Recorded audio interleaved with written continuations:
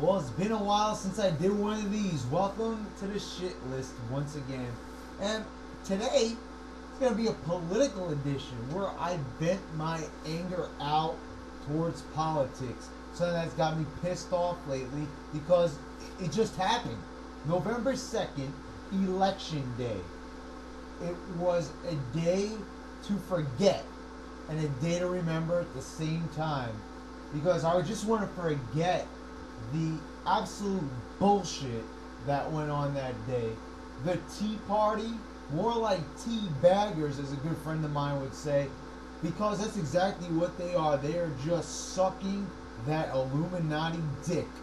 I mean, the tea baggers, as we'll call them, which are nothing more than pseudo constitutionalists. They are fake libertarians who are nothing more than just Republicans, which are the same thing as Democrats, and they're nothing more than that. And they try to pose as being constitutionalists, like they're like the founding fathers or something. They're trying to get it back to the days of the Constitution.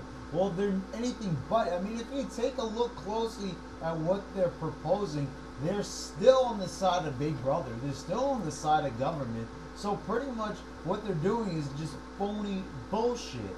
I mean, if they were real constitutionalists, don't you think they'd be against the income tax amendment? I mean, don't you think that they would be like more strongly opposed to just about everything in this country that's going along?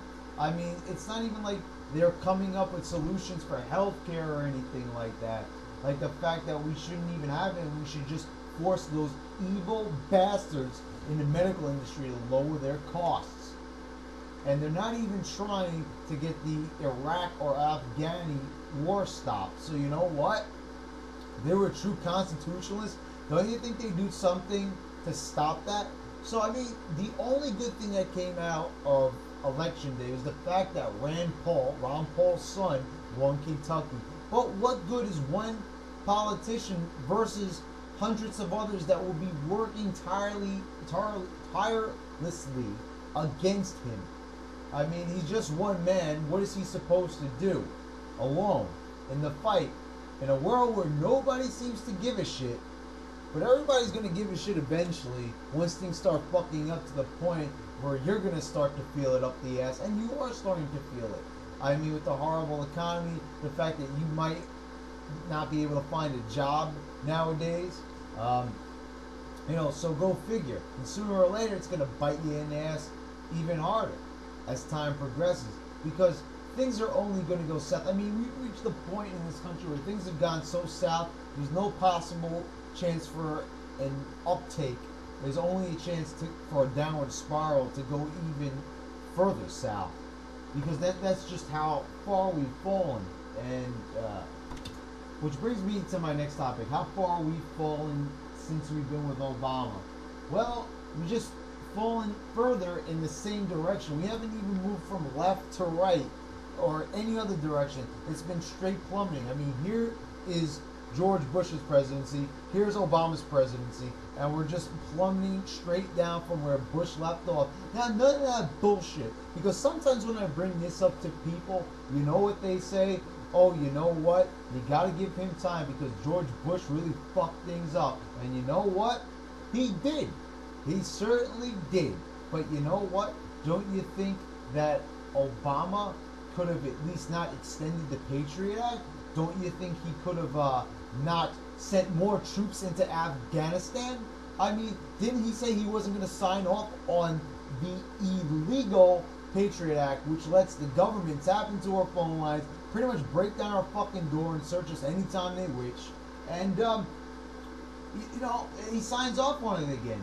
And then he's got the fucking nerve to send more troops into Afghanistan. And then he said that he was going to call all the troops back. Now, granted, he did say that war in Afghanistan is warranted. Why? He never stated why. It's just as justifiable as being in Iraq. There is no fucking excuse to be over there.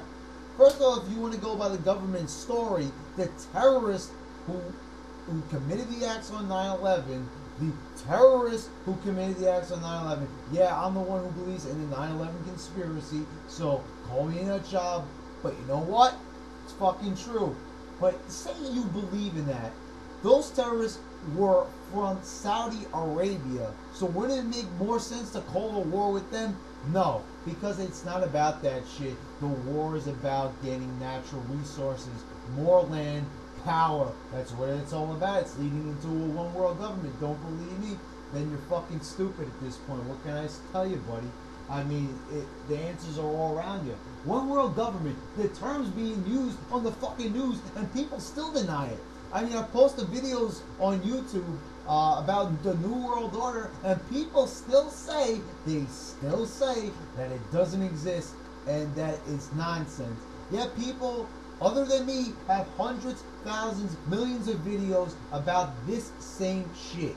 And nobody, and I mean nobody, could like really make a justifiable argument against it to say why there isn't a New World Order building, why there isn't a one world government.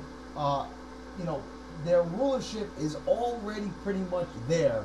I mean, pretty much made like a central bank already, with the government pretty much concentrating so much power on the banks.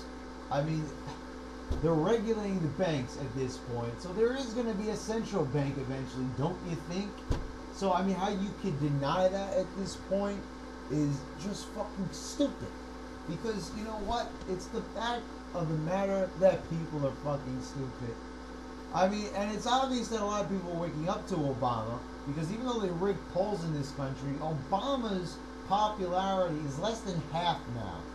So that should tell you something, that it's kind of hard for the media, that they're not even bothering to hide the fact that Obama is not popular, because you got to figure it out by now that Obama's not really the one in power.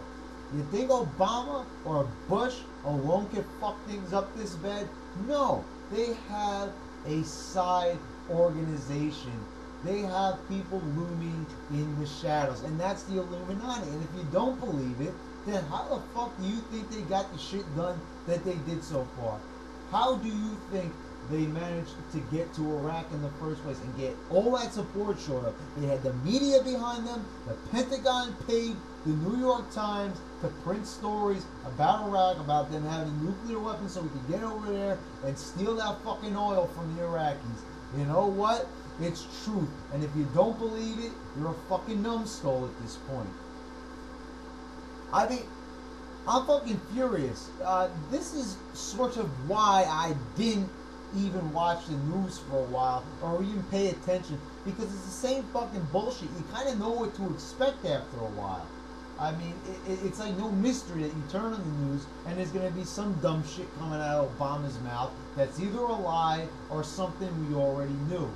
We already know what's pending on this world. It's just a matter of getting the shit fixed, which seems pretty much impossible at this point. I think we might just have to deal with it. It's sad, but it's fucking true.